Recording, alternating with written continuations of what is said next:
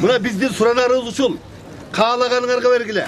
Эгерде ошол ачык таза шайлоодо силер алган урнадан чыгып, Курманбек Салиевич утуп алса, барып туруп куттуктагыла.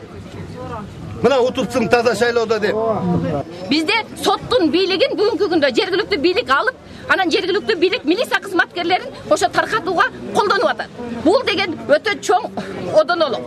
Андан кийин биз бүгүн саат 9-да мэр менен жолугуштум бар. Мэрге ушуну алардын кетирген кемчиликтин мыйзам жагынан кетирген кемчилигин мэрге Талант Советовичке түшүндүрүп айттым. Ал киши бир аз макул болгондой болду болчу. Бирок мен азыр көзүм менен көрүп турдум. Ошол мэр городской кеңештин председатели өзү 5-6 ай алды эриштип келип, бая чалдарды эриштип келип, өзү түртүп чыгарып, ушул жерге атайын провокация уюштурду.